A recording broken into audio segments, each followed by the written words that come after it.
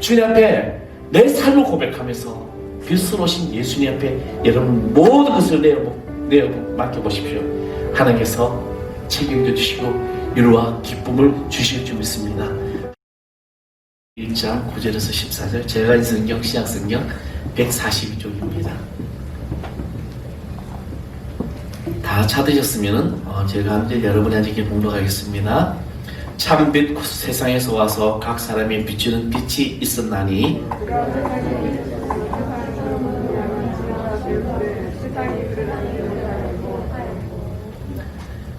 자기 땅에 오매 자기 백성이 영접하지 아니하였으나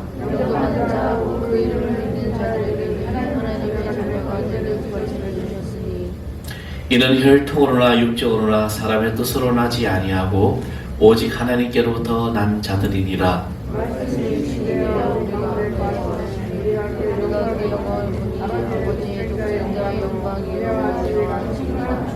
아멘. 할렐루야.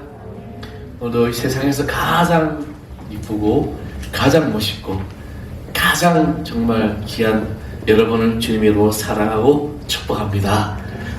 옆에 분 다시 한번 쳐다보십시오. 마스크 써가지고 요즘 그리고 요즘 이게 여성분들이 마스크를 써서 너무 좋다네요. 그냥 이렇게 화장은 여기만 하면 된대요.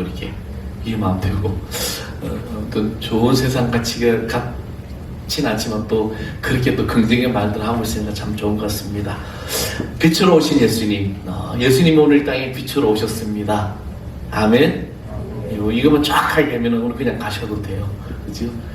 빛으로 오신 예수님. 그리고 그분이 내가 영접하고 있느냐. 그죠?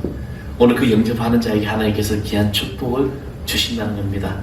한 수도사가 수도원에서 수도 생활하고 있는데 어느 날 한 여행객이 이제 방문했습니다. 그래서 오늘 내가 이 하룻밤 자고 가도 되겠습니까? 라고 하니까 이렇게 하십시오. 근데 마치 이제 그 여행객과 이 수도사가 밤새 이제 두러두러 이런 이야기 하다가 이제 이 수도사가 자기 짐을 정리하다가 보석 하나가 나오는 걸 이 여행객이 보게 됩니다.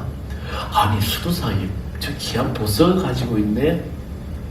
그래서 이 여행객이 그 보석이 탐이 나서 이제 수도사에게 묻습니다. 당신은 지금 이거 필요 없지 않느냐? 이걸 나에게 줄 수 있느냐고 하니까 수도사가 흔쾌히 가져가세요. 이 여행객 너무 신나는 거죠. 이 귀한 보석을 나에게 주셨어. 그래서 이제 이 보석을 이제 가지고 잠을 자다가 아침에 그냥 눈 뜨자마자 간 거예요. 혹여 수도사가 마음이 박혀서 내가 당신한테 줄 수 없다고 할까봐. 그래서 그냥 가버린 거죠. 그러고 있는데 갑자기 그 다음날 누군가 문을 두드려요. 들어보니까 이 여행객이 다시 돌아왔습니다. 다시 돌아와서 이렇게 말합니다. 수도사님, 이 보석을 돌려드릴 테니 더 값나가는 것을 제게 주실 수 있습니까? 하는 것이었습니다. 이 여행객이 보석을 만지면서 이제 자기의 주물러서 너무 기분 좋게 가지고 가다가 가만히 생각해 보니까 이렇게 값비싼 보석을 나에게 그냥 줄 정도면 그 수도사는 더 크고 좋은 값진 것을 가지고 있는 것 같아. 내가 그것도 달라고 해야 되겠다라고 다시 돌아온 거죠. 틀림없이 이것과 비교할 수 있는 것이 있을 거야. 그러면서 그것을 달라고 급히 돌아온 것이었습니다. 여러분, 이 수도사가 가진 값진 귀한 보석은 무엇일까? 무슨 보석을 가지기에 이거보다 더 좋은 것을 지금 가지고 있었을까? 바로 예수 그리스도입니다. 우리의 구세주. 그렇습니다. 구주는 보석보다 귀하다는 것입니다. 여러분 아들이 귀하고 여러분 딸이 귀하고 여러분 자녀들이 귀할 겁니다. 물론 돈도 귀할 것입니다. 그러나 이 세상에 그 어떤 것보다도 귀한 것이 바로 예수 그리스도 구주 예수님이십니다. 예수님은 나의 구주가 되시고 아는 사람은 자신의 인생에 참된 기쁨을 지금 알고 있는 겁니다. 저는 우리 집안이 신실한 기독교 집안이었습니다. 3대째 이제 우리 할아버지, 우리 아버지, 그리고 우리 아버지 때 뭐 목회자들이 지금 큰 집 장한 집 다 합쳐가지고 그냥 자기들 다 목회라고 했어요. 그러니까 저희 집안이 만약에 이게 목회자들이 모이면 한국 교단이 다 모이는 겁니다. 장로교, 고신축, 합동축, 그리고 감리교, 저는 감리교에 목회하고 성결교도 목회하고 구세원에서도 목회했고 뭐 그러니까 아주 그냥 휘황찬란한 집안이 저희 집안입니다. 근데 어릴 때부터 더군다나 저희 아버님은 이제 마산 문창교회 출신이었어요. 이제 주기철 목사님이 계셨던 교회죠. 그 교회 출신인데 이 또 문창교회는 완전히 보수 중에 보수, 정통적으로 내는 보수죠. 그러니까 그냥 안식일에 대해서 주님의 날에 대해서는 철저하게 지켜야 되죠. 그러니까 제 아버님 밑에서 제가 자라기를 어떻게 자라겠습니까? 주일날은 가게에 가지도 못해요. 신문도 보면 안 돼. 그냥 완전히 주님 날 예배드리고 교회 학교 가서 예배드리고 그러니까 하루 종일 교회에 있다가 밤늦게 누나 손잡고 오는 게 일인 거죠.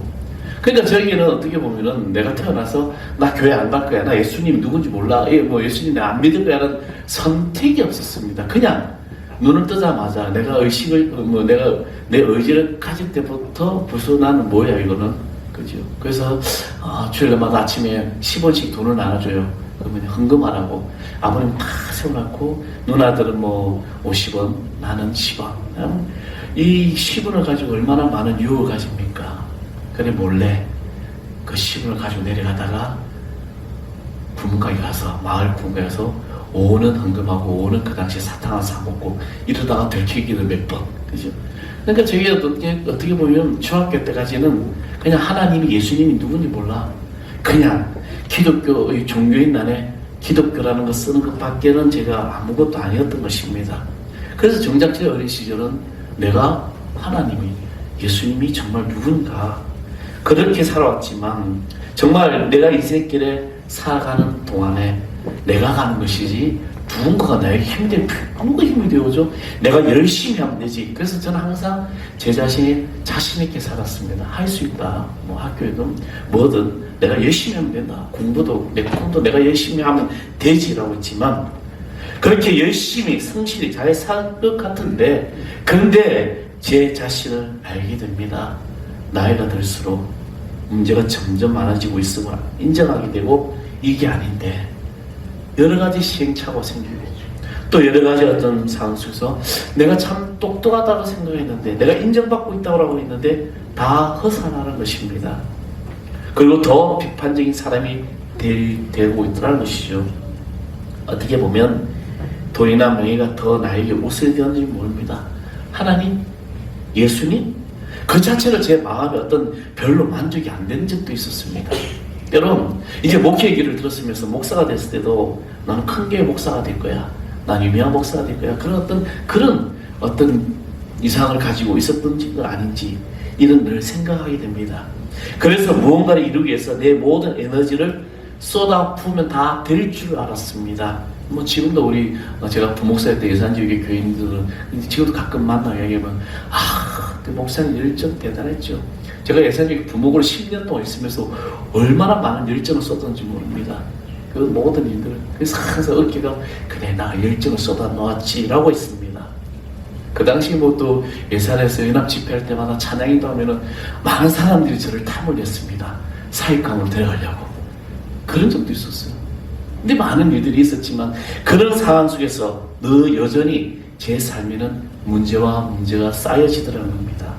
저는 2011년의 겨울 정말 제 삶에 하나님 앞에서 정말 간절히 고백할 수밖에 없는 거죠. 하늘 삶을 창립하고 난 다음에 여러 가지 모든 어려운 가운데서 내가 하나님보다 내가 예수님보다 사람을 더 의지했구나, 더 찾고 있었구나. 그래서 또다시 예수님을 찾기 시작했습니다. 또다시 부르짖게 되었습니다. 예수님만이 나의 참 구주심을 믿게 되는 것입니다. 우리는 우리 자신을 볼 수 있어야 됩니다. 내가 얼마나 연약한지, 내가 얼마나 부족한지, 내가 얼마나 교만한지 우리는 알아야 돼요. 내가 모든 상황 속에 내가 잘 나가고 있다 생각할 때 아니에요. 여러분, 우리는 정말 부족하고 연약하다는 것이죠. 어느 목사님께서 여러분 성경학교 때 초등학교 6학년 어린이반을 이제 맡았습니다. 그리고 그 아이들을 30명을 놓고 한 사람 한 사람 물었습니다. 예수님을 영접했느냐? 여러분 예수님 영접하셨습니까? 구원의 확신이 있으십니까? 그리고 그 반에는 목사들도 있고 장로의 자녀도 있었고 그래서 정말 부모님 신앙이 좋은 자녀들인데 그 아이들조차도 예수님을 영접하지 않았다는 것입니다. 교회는 다니고 있고 모태신앙을 하면서 저를 생각하면서 저는 이해가 됩니다. 왜? 나도 그랬거든요. 저도 정말 교회를 다니고 열심히 교회를 간 것 같아요. 아버지, 부모님이 예수 믿으니까 또 교회 중직자니까 어쩔 수 없이 우리 누나들 다 교사들이죠. 어쩔 수 없이 갔지요. 그런데 정말 내 안에 예수님을 영접하고 있었을까? 그래서 그 목사님은 이 어린애들에게 예수님을 영접하도록 가르쳤습니다. 그랬더니 이 연합성경학교가 끝나는 그 기간에 예수 아이들이 다 진정으로 예수님을 영접했다는 겁니다. 진정으로 거듭남이 없는 모태신앙이라는 사람 마치 철없는 부잣집 외아들과 같다는 것이죠. 부잣집 아들이 철이 들면 그 많은 재산을 많은 사람에서 유익하게 쓰지만 그러나 철들지 못하면 그 많은 재산이 그 자신에게서 복될지는 몰라도 다른 사람에게 아무 유익이 없다는 것입니다. 이런 모태신앙은 복된 것은 하나님 앞에 그만큼 많은 달란트와 사명을 맡았다는 점 때문입니다. 하나님은 그 기도도 크다는 거죠. 그리고 그러나 이것도 거듭난 위에만 가능한 일이라는 것이, 거듭나지 못하면 결코 하나님 영광을 위해서 다른 사람에서 큰 일을 할 수 없는 겁니다. 본인의 생명도 살아있지 못하기 때문입니다. 예수님은 나의 인생을 완전히 바꾸어주셨어요. 사랑하는 성도 여러분, 우리는 예수님 영접한 후에 하나님과의 관계가 새롭게 맺어지고, 그래서 제대로 기도할 수 있고 제대로 하나님의 그 놀라운 일들과 성령의 임재 속에 살아갈 수가 있는 것입니다. 우리가 지금 예수를 믿는다라고 여러분 고백하는 여기 모인 사랑하는 성도 여러분, 하나님, 내가 예수를 믿는다면 내가 모든 것을 하나님을 위하여 다 포기하고 다 맡기고 다 버리게 될 때 비로소 하나님으로부터 오는 평안과 기쁨과 그리고 자유와 힘과 용기와 지혜를 맛볼 수 있는 것입니다. 저는 12월 이 첫 주를 시작하는 성도 여러분이 여러분 모든 삶에 내가 진정으로 예수님을 영접하고 빛 대신 예수님, 다시 오실 예수님을 기다리면서 나의 삶의 참된 구주이심을 고백하는 우리 모두가 되길 줄 믿습니다. 그래서 내 가정, 내 자녀를, 내 기업을 살리는 것이 내가 아니라 바로 예수님께서 살려주시면 된다는 겁니다. 먹고 사는 것보다 더 중요한 것이 바로 여러분 구원입니다. 아멘. 여러분이 먹고 사는 것보다 더 중요한 건 내가 예수를 영접하고 내 삶의 참된 구주심을 고백하는 이 구원이라는 거죠. 사도행전 16장에 보면 간수가 질문하죠. 어떤 일이 일어났습니까? 바울과 실라가 감옥에 갇혔는데 옥문이 열렸습니다. 그래서 자기가 죽으려고 합니다. 이때 내가 어찌하여야 구원을 받으리까? 바울과 실라에게서 구원받는 모습을 보았고 감옥에서 찬송이 나오는 그 모습을 보며 때리는 자신과 맞는 그들의 모습에서 구원이 이처럼 놀라운 것이 없다는 것이죠. 그래서 구원받지 못한 때라는 자가 구원받을 만한 사람 앞에 무릎을 꿇게 됩니다. 나는 어떻게 해야 구원을 받으리까? 구원이 무엇이길래? 바울이 말했습니다. 주 예수를 믿으라.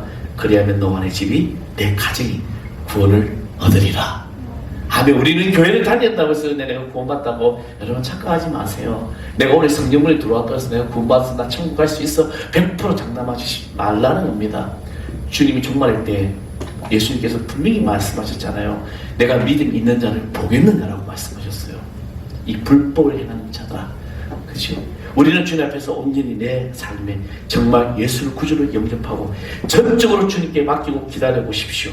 빛으로 오실 주님이 나에게 오실 것이라는 겁니다. 그 빛 대신 예수님께서 큰 기쁨의 좋은 소식 우리에게 주실 줄 믿습니다. 지금 삶에 여러 가지 이 나라가 코로나로 힘들고 어렵습니다. 또 여러분 가정에 내가 생각지도 못했던 여러 가지 시험과 문제와 어려움이 있을 수 있습니다. 그러나 우리는 주님 앞에 내 삶을 고백하면서 빛으로 오신 예수님 앞에 여러분 모든 것을 내어 맡겨보십시오. 하나님께서 책임져 주시고 위로와 기쁨을 주실 줄 믿습니다. 한 성도가 새신자를 전도한 뒤에 그를 말씀으로 양육하여 얼마 동안 신앙생활을 돕다가 세례 받는 날 물었습니다. 교회 와서 무엇을 배웠습니까? 그 이분이 뭐라고 하냐면 눈물을 배웠습니다. 여러분 정답이에요. 더 이상 무슨 답변이 필요합니까? 내가 예수를 영접하고 내 삶의 주인 되신 예수님이 나와 함께 하시고 나를 이끄신 그분이 나를 구원하신 그 은혜가 얼마나 감사한지 눈물로 고백할 수밖에 없는 거죠. 여러분, 이 눈물은 기쁨의 눈물이 되고 지혜의 눈물이 되고 감사의 눈물이 되고 생명의 눈물이 되는 겁니다. 사랑하는 성도 여러분, 이제 빛으로 오신 예수님을 기다리는 이 절기가 되기를 바랍니다. 오늘 내 안에 참된 예수님을 맞아들이십시오. 내가 수십 년을 믿었다고 해서 내가 예수님 내 안에 항상 있다? 아니에요. 날마다 나를 새롭게 하신 그분의 은혜가 여러분 삶을 이끌어 주실 줄 믿습니다. 그래서 12월 이 한 달 정말 때로는 절망 가운데 있을 수도 있어요. 그럼에도 불구하고 하나님께서 오늘 여러분을 이끌어 줄 믿습니다. 기도하겠습니다. 아버지 하나님 감사합니다. 주님께서 저희를 향하신 섭리가 나타나시고 빛으로 오신 예수님을 기다리며 맞이할 수 있는 하나님의 자녀 되게 하여 주시옵소서.